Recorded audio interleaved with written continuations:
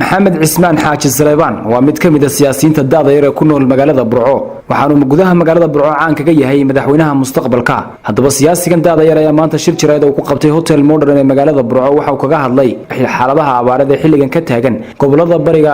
dalka Soomaaliland waxaana uu sidoo kale maxamed cismaan dhaliilo soo jeediyay socdaalkii madaxweynaha ku-xigeenka Soomaaliland uu maalintii shalay ku yimi magaalada Burco waana kan isagoo arrimahaasi ka hadlaya anigu waa madaxweynaha mustaqbalka jamhuuriyadda Soomaaliland waxaan maanta kaga hadlayaa halkan dhowr qodobka ugu horeeya waxa weeye abaaraha dalka ka taagan abaara xun baa dalka ka taagan abaarahaas oo u baahan in gurmad xoogan loo sameeyo dadka macluul bay ayay la baqbaqtiyeen xoolihii bari hore dhamaadeen aad iyo aad baan uga xumahay in gurmadkii dawladda uu ka gaabiyey gobolada bariga weliba maanta macluushii ugu xumayd iyo abaartii ugu xumayd baa ka taagan waxaan halkan aad iyo aad uga xumahay gobolada bariga oo ah gobolada inta badan codka loo soo doonto oo madaxweyne ku-xigeenkii jamhuuriyadda Soomaaliland Mr. Cabdiraxmaan Saylici uu soo gaaray gobolada bariga isagoo sheegay in uu u yimi mashruuca GBLG-ga oo ah mashruuc inta badan dhaqaale ka soo galo hase ahaatee bulshadii looga baahnaa ee gobolada bariga inay caawiyaan oo ay soo kormeeraan oo ay dadka tabaalaysan soo eegaan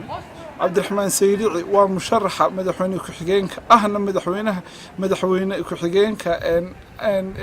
jamhuuriyadda Soomaaliland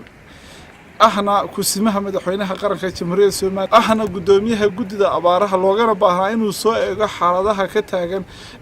abaaraha ee gobolada bariga loo baahnaa inuu tago Sool iyo Sanaagi gobolada Togdheer wuxuu noo sheegay in gobolada Togdheer isagu uusan ahmiyad weyn uusan u qabin hadalkiisa aan ka dareennay markuu yiri waxaan u yiri mashruuci GBLG-ga aad iyo aad baan uga xunnahay gobolada bariga maalinta codka loo baahdo in loo yimaado maalmaha abaaraha iyo macluusha ay ka taagan tahayna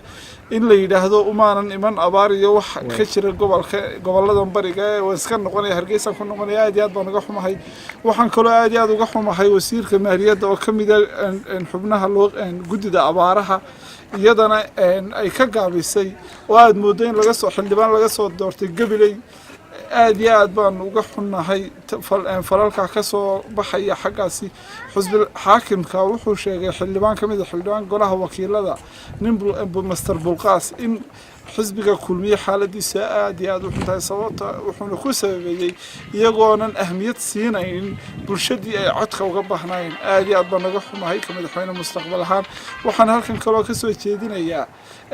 oo aan leeyahay qoladan ku biirista iyo ka bixista maalmahan aanu daawanaynay ee shaashadaha qabsaday waxaa lagu jira waqti abaareed baa looga jira halkii looga baahnaa inay dadka u gargaaraan dadkana